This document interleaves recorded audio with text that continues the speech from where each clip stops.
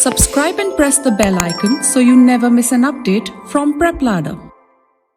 Hello dreamers, welcome to Prep Ladder. Today we are continuing with our series that is Daily Dose of Current Affair. आज है 30th मार्च 2022। आज के इस lecture में हम चार काफ़ी इंपॉर्टेंट टॉपिक्स को देखेंगे। सबसे जो फर्स्ट जो टॉपिक आज हम डिस्कस करेंगे वो है identification of minorities in India. Second जो टॉपिक है उसमें हम क्रिमिनल प्रोसीजर आइडेंटिफिकेशन बिल 2022 के बारे में डिस्कस करेंगे।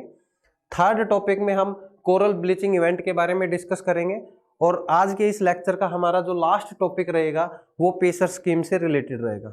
सो let's start our discussion with our first topic that is identification of minority in India. Right, so सबसे पहले हम ये देख लेते हैं कि ये न्यूज में क्यों था। जो आइडेंटिफिकेशन ऑफ माइनॉरिटी से रिलेटेड जो टॉपिक है वो न्यूज में क्यों था। तो अभी रिसेंटली जो है यूनियन गवर्नमेंट ने सुप्रीम कोर्ट में अपना रिस्पॉन्स फाइल किया है regarding the identification of minorities. अभी यूनियन गवर्नमेंट ने अपना रिस्पॉन्स जो सबमिट किया है वो क्यों किया है, क्योंकि सुप्रीम कोर्ट में एक PIL फाइल हुई है। राइट, PIL जो फाइल हुई है वो PIL फाइल हुई है 2020 में। उसके रिगार्डिंग सुप्रीम कोर्ट ने यूनियन गवर्नमेंट से उनका रिस्पॉन्स मांगा था। राइट, सो PIL में क्या बोला गया है वो हम एक बार देख लेते हैं कि PIL में क्या कहा गया है। तो PIL में बोला गया है कि अकॉर्डिंग टू सेंसस 2011 डाटा, 2011 के सेंसस के अकॉर्डिंग जो हिंदू कम्युनिटी है वो 6 स्टेट्स और 3 यूटीज में 6 स्टेट्स और 3 यूटीज में जो है वो माइनॉरिटी में है, बट उनको माइनॉरिटी स्टेटस नहीं दिया गया। राइट, सो उनको माइनॉरिटी स्टेटस नहीं दिया गया है जिसकी वजह से वो माइनॉरिटी स्टेटस से रिलेटेड जो स्कीम्स हैं उनका बेनिफिट नहीं ले पा रहे। सेकंड जो इस PIL में बोला गया है वो ये बोला गया है कि जो section 2 close F of national minority educational institute act 2000 जो 4 है वो इरेशनल है। ये जो सेक्शन 2 क्लोज F है ये किसके बारे में बात करता है? It empowers the central government to identify and to notify the minorities in India. कि वो सेंट्रल गवर्नमेंट को पावर देता है कि सेंट्रल गवर्नमेंट जो है वो जो किसी भी कम्युनिटी को माइनॉरिटी स्टेटस ग्रांट कर सकता है। तो अब हम ये देख लेते हैं कि जो यूनियन गवर्नमेंट है उन्होंने अपना क्या रिस्पॉन्स सबमिट किया है। अभी यूनियन गवर्नमेंट ने बोला है कि ऐसा नहीं है कि जो स्टेट गवर्नमेंट है वो माइनॉरिटी स्टेटस नहीं दे सकते। Union government has said that the state government can also provide और grant minority status to the religious and the linguistic communities including Hindus को भी मतलब वो माइनॉरिटी स्टेटस दे सकते हैं। अब हम माइनॉरिटीज से रिलेटेड सुप्रीम कोर्ट की जो अर्लियर जजमेंट्स है वो एक बार देख लेते हैं।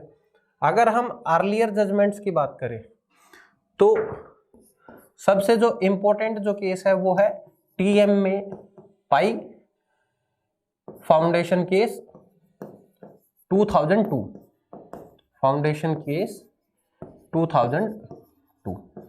अब इस केस में सुप्रीम कोर्ट ने क्या बोला है कि जो आर्टिकल 30 है जो कि डील करता है कि माइनॉरिटी की जो राइट है to establish and administer the educational institution, वो जो है उसके लिए जो माइनॉरिटीज को जो डिक्लेयर करना है वो माइनॉरिटीज जो है they should be declared state wise. कि जो माइनॉरिटीज है वो आप स्टेट वाइज जो है वो डिक्लेयर कर सकते हैं। राइट, फिर जो सेम जो सुप्रीम कोर्ट ने TMA पाई जो फाउंडेशन केस में जो बोला है उसको दोबारा उन्होंने अपहेल्ड किया है इन बाल पाटिल केस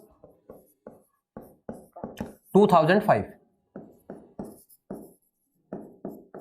जो बाल पाटिल केस 2005 है उसमें भी सुप्रीम कोर्ट ने यही बोला है कि जो माइनॉरिटीज को डिक्लेयर करने की जो छोटी यूनिट है it should be state should be unit to declare minorities in India. Okay, अब इसके बाद हम सेंटर के स्टैंड के बारे में भी बात कर ले। जैसे कि अभी मैंने आपको बताया है कि जो यूनियन गवर्नमेंट है उन्होंने बोला है कि स्टेट गवर्नमेंट जो है वो भी माइनॉरिटी स्टेटस ग्रांट कर सकती है, और इसके लिए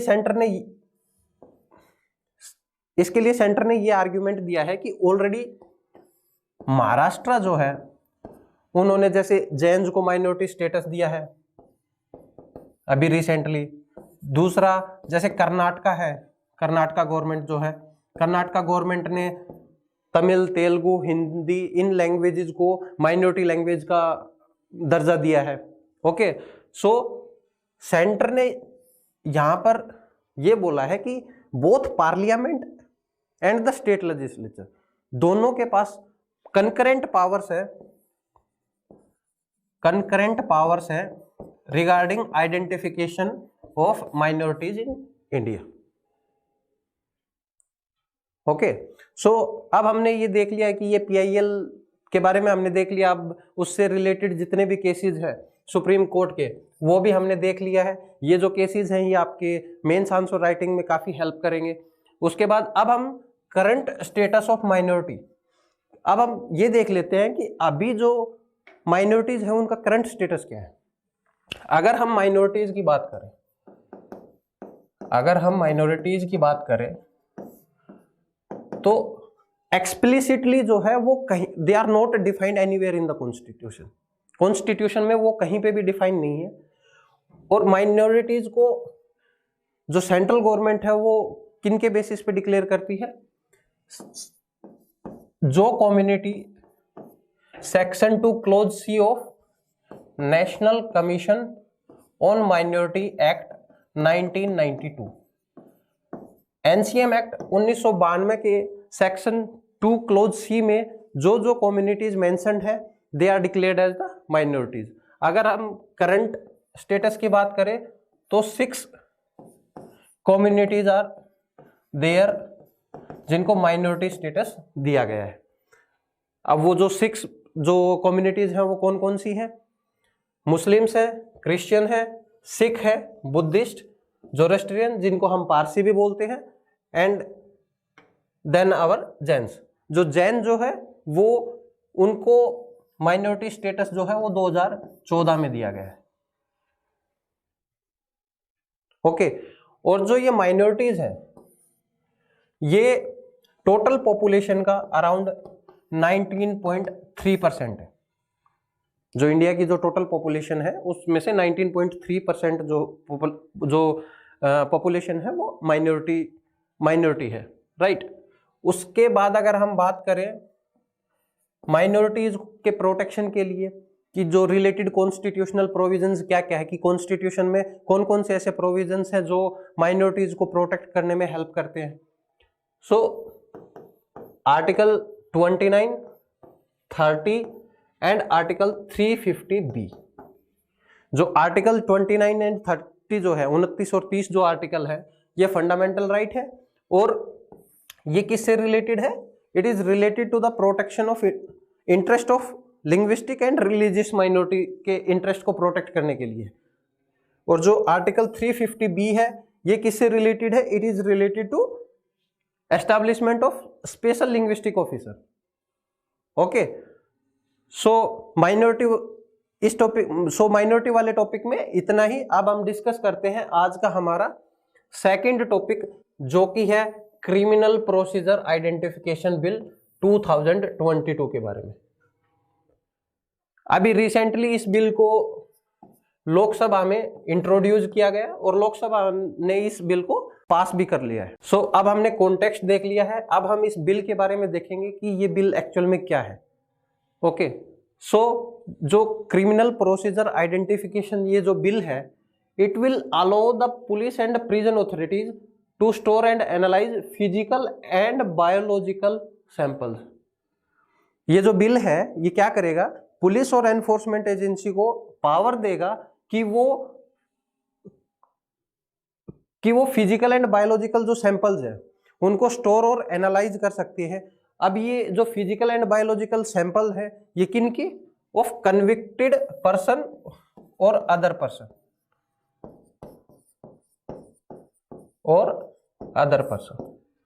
इसके अलावा ये जो बिल है ये किसको रिप्लेस करेगा?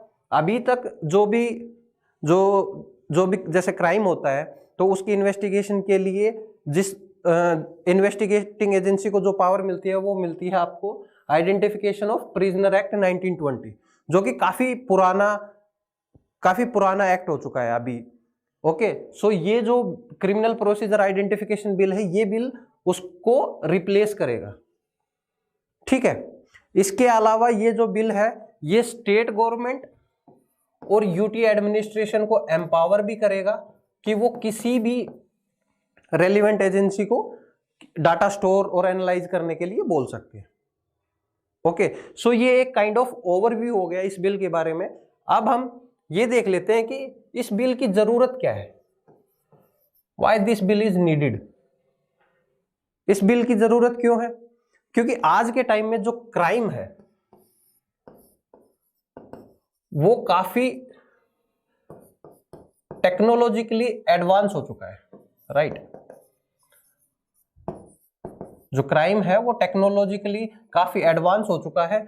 तो वो जो एक्ट है आइडेंटिफिकेशन ऑफ प्रिजनर एक्ट 1920, उसके बेसिस पे जो क्रिमिनल्स हैं उनको हम आइडेंटिफाई और इन्वेस्टिगेट नहीं कर पाते। सो जो आज के टाइम का जो क्राइम जो कि काफी टेक्नोलॉजिकली एडवांस है उसको टैकल करने के लिए इस बिल की रिक्वायरमेंट है। सेकंड, ये जो बिल है ये कन्विक्शन जो रेट है कोर्ट में जो कन्विक्शन रेट है उसको भी इंक्रीज करेगा।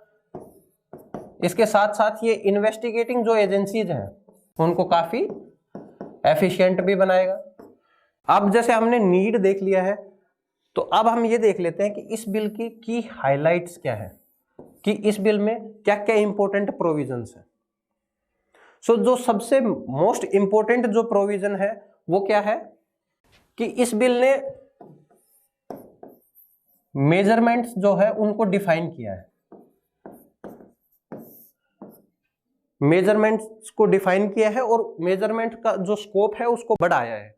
अब मेजरमेंट के स्कोप से हमारा मतलब क्या है कि जो हमारा 1920 वाला जो एक्ट है उसके बेसिस पे हम सिर्फ फिंगरप्रिंट और फुटप्रिंट्स जो है वो ले सकते हैं, बट इस बिल के अकॉर्डिंग जो वो स्कोप है मेजरमेंट का उसको काफी बढ़ा दिया गया है। अब जो आइरिस है, सिग्नेचर जो है, बायोलॉजिकल एंड फिजिकल सैंपल जो है, हैंड राइटिंग है और उसके साथ साथ रेटिना है, आइरिस स्कैन है, ये सारी मेजरमेंट्स भी ली जा सकती है। ओके, सेकंड थिंग, जो नेशनल क्राइम रिकॉर्ड्स ब्यूरो है इस एजेंसी को ये जो भी डाटा स्टोर होगा मेजरमेंट से रिलेटेड जो भी डाटा है उसको कलेक्ट और स्टोर करने की जिम्मेदारी एनसीआरबी को दी गई है। इसके साथ साथ ये बोला गया है कि ये जो डाटा है ये डेट ऑफ कलेक्शन से 75 ईयर्स तक मेंटेन करना है, अगले 75 साल तक इस डाटा को मेंटेन करना है। इसके साथ साथ ये जो बिल है इट एम्पावर्स द मैजिस्ट्रेट, ये मैजिस्ट्रेट को एम्पावर करता है कि जो मैजिस्ट्रेट है वो किसी भी पर्सन को मेजरमेंट देने के लिए डायरेक्शन दे सकता, ऑर्डर कर सकता है और वो लॉ एंड एनफोर्समेंट एजेंसीज को भी डायरेक्ट कर सकता है कि वो जो कन्विक्टेड जो पर्सन है उसकी मेजरमेंट ले सके।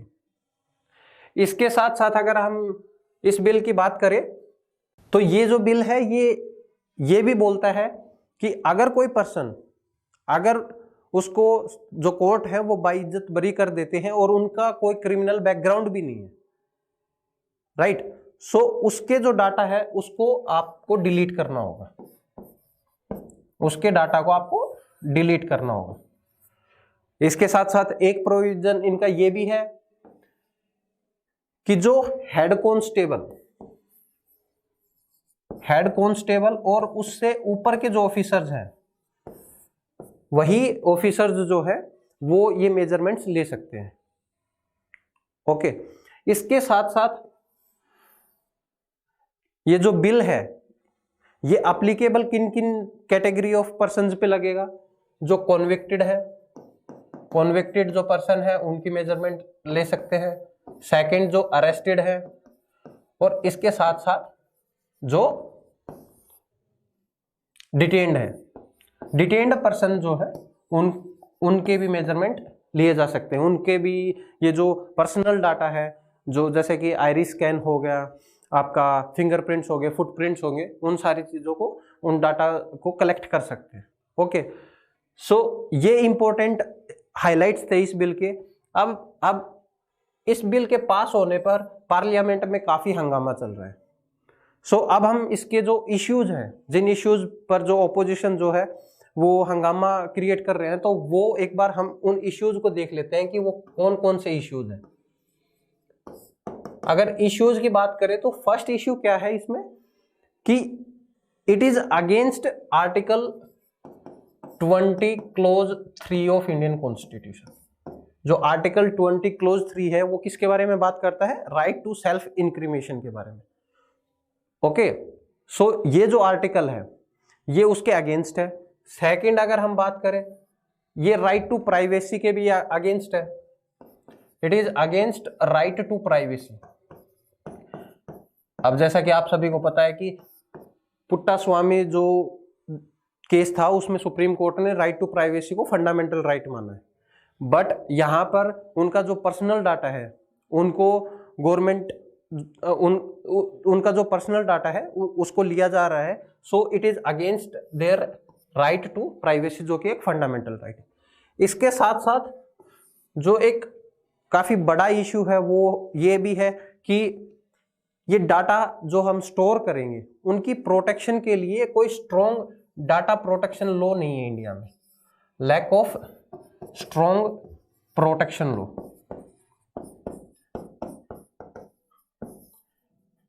इसके अलावा एक इशू ये भी है, जैसा कि हमने डिस्कस किया था स्टार्टिंग में, कि ये जो बिल है ये कन्विक्ट्स और अदर पर्सन्स के बारे में बात कर रहा है, बट कहीं पर भी इस बिल ने अदर पर्सन्स को डिफाइन नहीं किया। ओके, सो इस बिल के बारे में इतना ही। अभी ये बिल जो है राज्यसभा में जाएगा, then it will become act. So इस टॉपिक में इतना ही। अभी हम डिस्कस करते हैं आज का हमारा थर्ड टॉपिक, जो कि है कोरल ब्लीचिंग इवेंट के बारे में। कोरल ब्लीचिंग इवेंट के बारे में। अभी जो कोरल ब्लीचिंग जो है ये यूपीएससी का फेवरेट टॉपिक है, यहां से यूपीएससी जनरली क्वेश्चन पूछता है। सो अब हम देख लेते हैं कि ये न्यूज में क्यों है। ये न्यूज में इसलिए है कि जो ऑस्ट्रेलियन जो अथॉरिटीज हैं उन्होंने बोला है कि जो ग्रेट बैरियर रीफ है, जो ग्रेट बैरियर रीफ है, जो कि लार्जेस्ट कोरल रीफ है in the world, it is facing A mass coral bleaching event. Mass coral bleaching event कि वहां पर काफी कोरल ब्लीचिंग हो रही। ओके, सो एग्जाम पर्सपेक्टिव से सबसे पहले हम ये देख लेते हैं कि कोरल्स क्या होते हैं, उनके टाइप्स के बारे में डिस्कस करेंगे, फिर उनकी सिग्निफिकेंस, और फिर हम जो कोरल ब्लीचिंग का जो फिनोमिना है इसके बारे में डिस्कस करेंगे। ओके, सो हम स्टार्ट करते हैं कि कोरल्स क्या है। एक्चुअल में जो कोरल्स है दीज आर मैरीन इनवर्टिब्रेट्स, और यू कैन से कि ये मैरीन एनिमल्स हैं। और जो कोरल है, ईच कोरल, जो एक कोरल है उसको हम बोलेंगे पोलिप्स, राइट। और थाउजेंड्स ऑफ पोलिप्स जो है वो एक साथ मिलके क्या क्रिएट करेंगे? कॉलोनीज बनाएंगे, और कॉलोनीज बनाने के बाद वो सेल्फ रेप्लिकेशन जो है वो स्टार्ट कर देंगे। ओके, कोरल्स के बारे में जो सेकंड इंपॉर्टेंट थिंग है वो क्या है कि their symbiotic relationship with zooxanthellae. जो ये कोरल्स हैं, ये जूजेंथले जो एक बैक्टीरिया है उसके साथ ये सिम्बायोटिक रिलेशनशिप में रहते हैं हमेशा। अभी जैसा कि आपको फिगर में दिखाई दे रहा है, सो ये जो कलर है कोरल का, ये जो कलर है ये कोरल का खुद का कलर नहीं है, but it is due to the zooxanthellae, जो कि एक एल्गे है। ओके, और सिम्बायोटिक रिलेशनशिप का मतलब क्या होता है कि दोनों जो स्पीसीज हैं वो म्यूचुअली बेनिफिट हो। इस केस में क्या होता है कि जो जूजेंथली है, जो जूजेंथली है वो क्या करता है, वो कोरल्स को फूड एंड न्यूट्रिएंट्स प्रोवाइड करता है, फूड एंड न्यूट्रिएंट्स जो है वो प्रोवाइड करता है। और इन रिटर्न कोरल क्या करती है, कोरल उनको शेल्टर होम प्रोवाइड करती है, राइट। जूजेंथ कहने का मतलब ये है कि जूजेंथली जो है वो फूड एंड न्यूट्रिएंट्स देता है, मींस कोरल्स को फूड वगैरह प्रोवाइड करता है, और इन रिटर्न जो है कोरल जो है उनको शेल्टर होम प्रोवाइड करती है। ओके, अगर हम टाइप्स ऑफ कोरल के बारे में बात करें तो टाइप्स ऑफ कोरल की अगर हम बात करें तो कोरल्स जो है वो दो तरीके की होती है। एक होती है हार्ड कोरल और एक होती है सॉफ्ट कोरल्स। जो हार्ड कोरल्स होती हैं उसमें क्या होता है कि जो कोरल रीफ जो है, जो कोरल्स हैं वो सी वाटर से कार्बोनेट को एक्सट्रैक्ट करती हैं और एक स्टोनी स्केलेटन जो है वो प्रिपेयर कर लेती हैं, स्टोनी स्केलेटन जो है वो प्रिपेयर कर लेती है। और ये जो हार्ड कोरल्स है ये जनरली शैलो वाटर में ही मिलती है। ओके, अगर हम सॉफ्ट कोरल्स की बात करें तो ये डीप ओशन में मिलती है, मींस काफी डेप्थ पे ये मिलती है, जहां पर जो वाटर है वो काफी कोल्ड होता है। ओके, और जो सॉफ्ट को अगर हम ये बात करें कि हार्ड कोरल्स और सॉफ्ट कोरल्स में से सबसे ज्यादा कौन है, तो सॉफ्ट कोरल जो है वो सबसे ज्यादा एरिया को कवर करती है। ओके, और ये जो सॉफ्ट कोरल्स है ये कुछ एक्सट्रैक्ट वगैरह नहीं करते, ये जो एग्जिस्टिंग जो स्केलेटन होते हैं, जो उनके एंसेस्टर्स के जो स्केलेटन होते हैं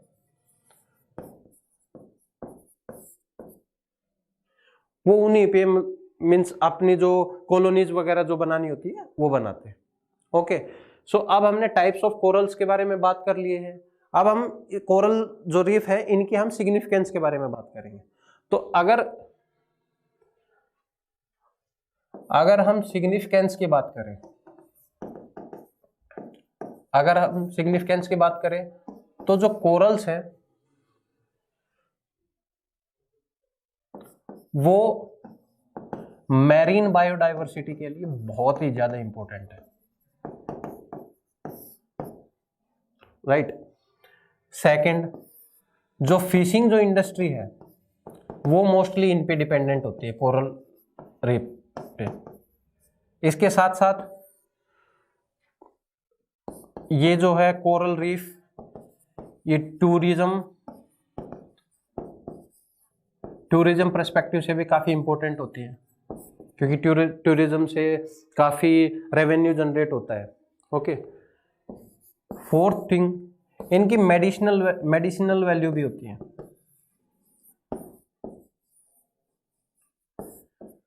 सो ये कुछ इसके सिग्निफिकेंस है कोरल रीफ की कि why coral reefs are important. अब हम डिस्कस कर लेते हैं जो ये कोरल ब्लीचिंग है कि एक्चुअल में कोरल ब्लीचिंग क्या होता है, राइट। कोरल ब्लीचिंग जो है वो एक फिनोमिना होता है जिसमें जो जूजेंथली है वो कोरल से अलग हो जाता है in case of the stressed condition, कि जब भी स्ट्रेस्ड कंडीशन होगी तो जो कोरल्स हैं वो जूजेंथली को एक्सपेल कर देंगे और जो कोरल्स हैं वो व्हाइट कलर के हो जाएंगे, क्योंकि कोरल्स का खुद का अपना कोई कलर नहीं होता है, उनका जो कलर है वो किसकी वजह से है, जूजेंथली। अब जूजेंथली जैसे बाहर निकल गया तो फिर जो कोरल्स है उनका कलर कैसा रहेगा, व्हाइट कलर रहेगा। अब ऐसा किन सिचुएशन में होता है, स्ट्रेस्ड कंडीशन में होता है। स्ट्रेस्ड कंडीशन का मतलब जो कोरल्स है ना ये काफी सेंसिटिव होते हैं। ओके, सो अगर टेम्परेचर, न्यूट्रिएंट्स, सनलाइट, किसी भी चीज में अगर कुछ भी चेंज होता है तो जो कोरल्स है वो सबसे पहले कोरल्स पे उनका इंपैक्ट पड़ता है। ओके, और अगर कोरल ब्लीचिंग जो है, कोरल ब्लीचिंग की अगर हम बात करें तो अगर जो स्ट्रेस्ड कंडीशन है ये ज्यादा टाइम के लिए नहीं है तो जो कोरल्स हैं वो रिकवर कर सकती हैं। बट ये जो स्ट्रेस्ड कंडीशन है अगर ये सीवियर है, ये काफी ज्यादा है, तो जो कोरल्स है वो रिकवर नहीं कर सकते। ओके, अगर अब हमने कोरल ब्लीचिंग को भी देख लिया, साथ साथ अब हम कोरल रीफ के जो थ्रेट्स हैं कि कोरल रीफ को थ्रेट किस वजह से है, किन किन चीजों की वजह से थ्रेट है, वो एक बार देख लेते हैं। फर्स्ट जो है वो है कोरल ब्लीचिंग, जो हमने अभी डिस्कस कर लिया कि कोरल ब्लीचिंग जो है वो क्या होता है। सेकंड क्या है, ocean acidification. Ocean acidification,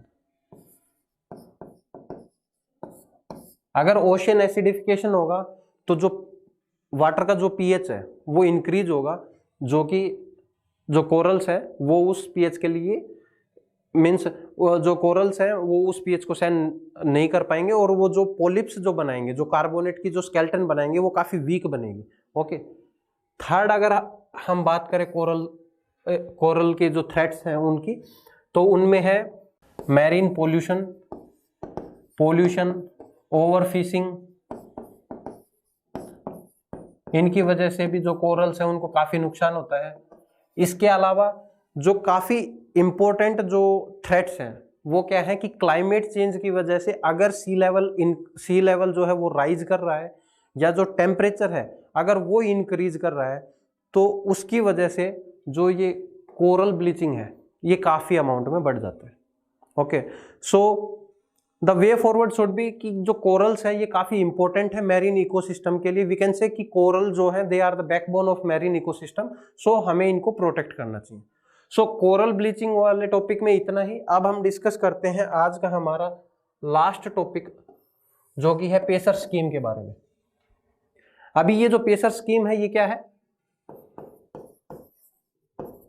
polar science and cryosphere region. Okay, जो पेसर स्कीम है इसका मेन ऑब्जेक्टिव क्या है, to study the various aspect of polar science and cryosphere region. और कहाँ कहाँ ये जो है इनकी स्टडी करेंगे, आर्कटिक रीजन में करेंगे, अंटार्कटिक रीजन में करेंगे, और उसके साथ साथ ये जो हिमालय जो है, हिमालय वाला जो रीजन है उनकी स्टडी करेंगे। ठीक है, तो अभी हम ये देख लेते हैं कि जो पेसर स्कीम है इसको इंप्लीमेंट कौन करता है, NCPOR, that is the national centre for polar and ocean research. Okay, NCPOR के बारे में हम थोड़ी देर में डिस्कस करेंगे, उससे पहले हम पेसर स्कीम के बारे में एक बार देख लेते हैं। तो जो पेसर स्कीम के हमने ऑब्जेक्टिव के बारे में डिस्कस कर लिया, इसकी इंप्लीमेंटेशन के बारे में डिस्कस कर लिया, अब हम इसके कंपोनेंट्स के बारे में डिस्कस कर लेते हैं। अगर हम कंपोनेंट्स की बात करें तो जो पेसर स्कीम है इसके जो कंपोनेंट्स हैं वो क्या क्या है कि एक ओशियन रिसर्च वेसल जो है उसको कंस्ट्रक्ट करना है। सेकंड जो कंपोनेंट है वो क्या है कि थर्ड रिसर्च बेस बनाना है अंटार्कटिका पे। ओके, थर्ड जो मेजर कंपोनेंट है वो क्या है, आर्कटिक रीजन जो है उसकी स्टडी करनी है। फोर्थ क्या है कि पोलर रीजन अंटार्कटिका, वहां पर स्टडी करनी है। और इसके साथ साथ सदर्न ओशन एक्सपेडिशन के बारे में बात करते हैं ये जो पेसर स्कीम है। अभी ये न्यूज में क्यों था, क्योंकि जो यूनियन गवर्नमेंट है उसने पेसर स्कीम को अगले 5 साल के लिए उसकी कंटिन्यूएशन को अप्रूव कर दिया है।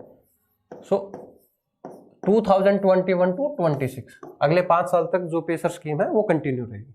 ओके, सो अब हम ये देख लेते हैं कि जो पेसर स्कीम है इसने अभी तक क्या क्या अचीवमेंट्स इंडिया को हुई है। तो अगर हम अचीवमेंट्स की बात करें, so first achievement is 41st Indian scientific expedition to Antarctica जो है वो ऑनगोइंग है, और हमने 39th और जो 40th जो साइंटिफिक एक्सपेडिशन अंटार्कटिका को उसको हमने कंप्लीट कर लिया है।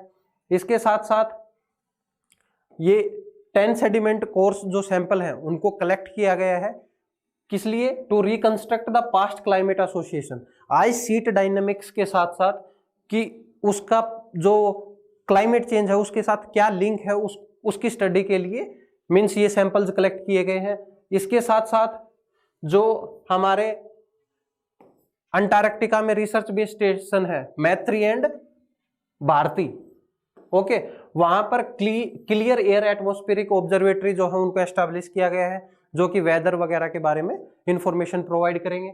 इसके साथ साथ जो इंडियन आर्क मूरिंग सिस्टम है उसको डिप्लॉय किया गया है स्वालबार्ड में। इसके अलावा लाहौल स्पीति रीजन के जो 6 ग्लेशियर्स हैं उनमें ग्लेशियोलॉजिकल जो फील्ड कैंपेन्स जो है उनको लेके स्टडी किया गया है। इन जो 6 ग्लेशियर्स हैं चंद्रा बेसिन में उनकी स्टडी की गई है। और जो लास्ट जो अचीवमेंट है वो क्या है, 11th Indian southern ocean expedition. जो सदर्न ओशियन एक्सपेडिशन है वो भी 11th वाली को हमने सक्सेसफुली एग्जीक्यूट कर लिया है। अब हम एक बार जो NCPOR है that is national centre for polar and ocean research, इसके बारे में देख लेते हैं। ओके, यूपीएससी में भी डायरेक्टली इस पर क्वेश्चन पुट कर सकता है। तो जो NCPOR है ये एक्चुअल में क्या है, it is a autonomous institution under, कौन सी मिनिस्ट्री के अंडर आता है, मिनिस्ट्री ऑफ अर्थ साइंस के अंडर।